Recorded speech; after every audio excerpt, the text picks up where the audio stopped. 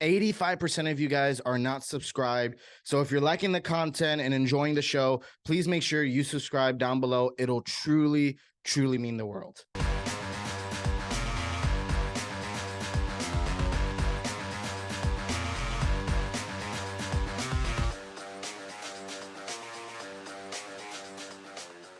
What is up, guys? This is David from Bronx Banter, and I think I am arguably one of the happiest men in the world, along with all the other Yankee fans around the world. Juan Soto is officially a Yankee. It finally happened. It actually happened. What was once a speculation is now a reality.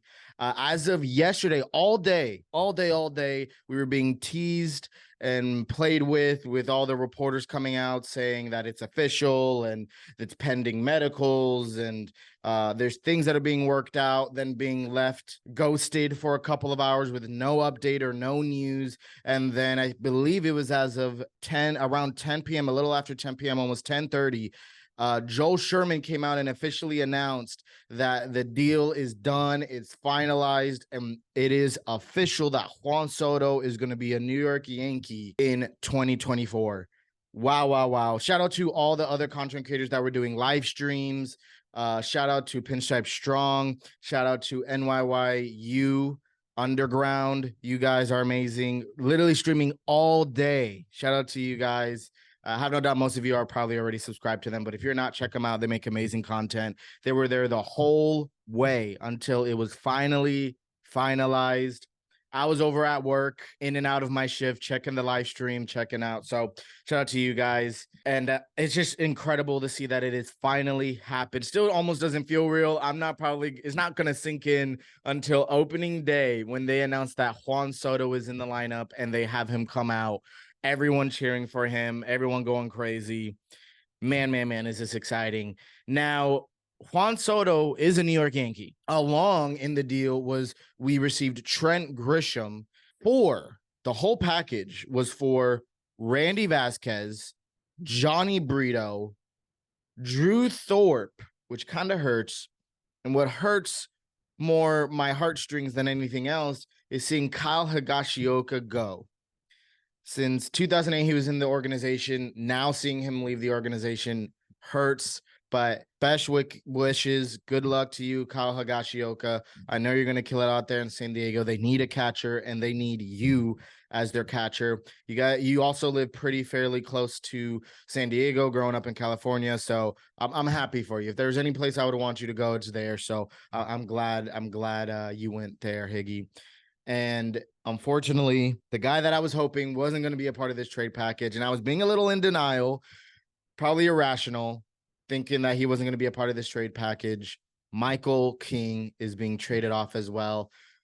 Oh, man, it hurts. Hurts. But we know you're going to kill it out there, Michael King. And we knew the investment we had to make.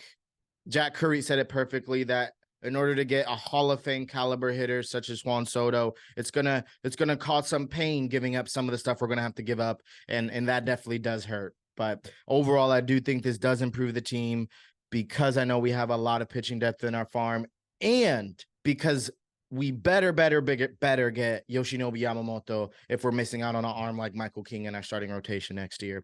It has to be a must. So how do I feel about this trade? Like I said, it hurts. It sucks.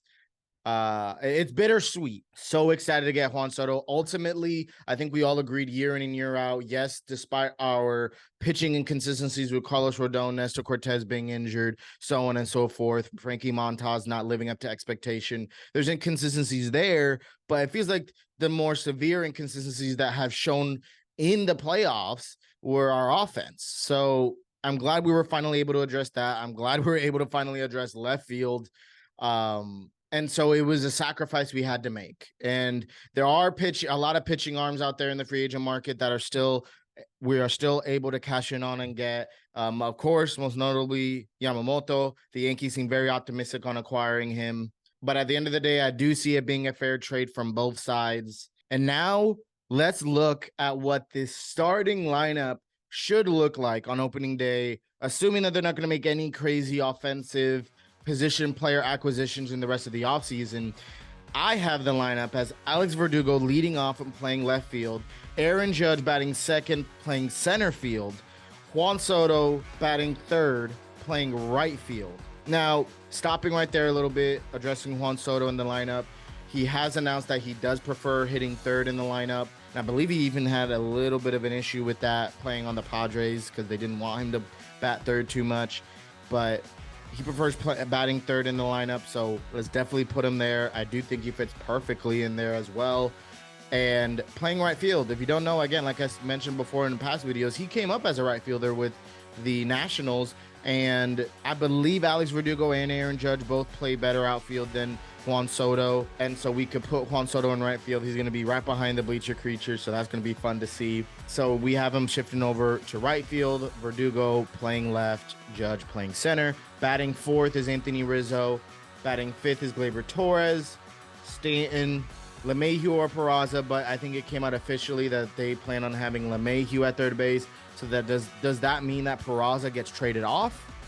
It feels like it. There's also rumors that the Marlins have come out and said that they're willing to trade off some of their starting pitching depth. So that's maybe something that the Yankees could go on and do as well. They are looking for shortstops in Miami. Again, that's a whole nother video, but very, very interesting things brewing there. And then Austin Wells at catcher and Anthony Volpe batting ninth, playing shortstop for us. So this lineup looks so good, so much better. Man, oh man, am I excited to see this roster produce. Now, I know there's some skepticism on the consistency of this roster, but one thing we can be certain is that the additions that we made to this roster add to the consistency of this lineup.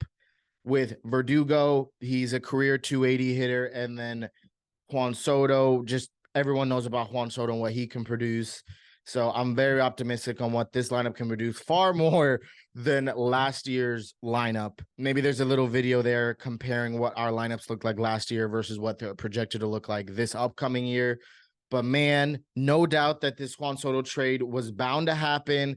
It was just brewing, intensifying more and more, and it was finally a done deal. Now, the Yankees have to find a way to try to either extend him, which I don't think is going to happen, or go after him in free agency boldly and aggressively. You cannot give up a guy like Drew Thorpe and Michael King without expecting to re-sign him. And I think that's kind of the idea behind it. They were probably willing to give up Michael King and Drew Thorpe with the anticipation that they're going to go ahead and try to re-sign him in the offseason. Now, I know there's a lot of people saying that he's going to go to this team and that team, but man, if there's anything that we could do as Yankee fans to make him want to come back is give him a nice warm welcome and a nice stay for this 1 year. I mean, all of his years, but especially this 1 year, give him a great impression of what it means to be a Yankee, how proud it should be to be a Yankee, and how much we are into the team and supporting him and getting a World Series ring. I'm almost guaranteeing you that if we get a World Series ring this year, he's coming back as a Yankee, because I do believe the Yankees are going to go after him and give him a reasonable deal. And if we get Yamamoto, oh man. So I do think that the Yankees did make this trade in anticipation to try to re-sign him in the offseason. Let's see if they're successful. I don't want to get too ahead of ourselves. But let me know what you guys think of this trade. I know we were a little bit wishy-washy on what this would mean in terms of what package we would have to give up. We see the package that we gave up. Is this worth it? We did get Trent Grisham, as they intend to use him as a fourth outfielder this offseason. It's going to be interesting. We have a lot of outfielders. Don't know what this means. What's going to happen next? Let me know what you guys think. Yamamoto has to come next. If he doesn't, let me know, what would you grade this offseason so far? There's so much to discuss since this Juan Soto move. And I know for a fact the Yankees aren't done. Whether they're going to trade from now their outfield depth, or they're going to trade from their infield depth more, there is a minor hole, not major, but a minor hole in our pitching depth now that we gave up four pitchers, which is crazy to think. So I think we're going to have to make some moves even beyond just acquiring Yamamoto. We need to get some depth in there as well. Does that mean trading off Peraza for some depth? Who knows? All that will be addressed, discussed in upcoming videos. Let me know what you guys think. Hey, what is up, guys? If you liked this episode, please make sure to like it, comment down below, and subscribe, and watch what YouTube suggests would be a great video for you. You're not going to want to miss all the latest Yankees news and topics going on. Listen, Judge wants you to subscribe. The Martian wants you to subscribe. So make sure you do. And until next time, peace and be blessed.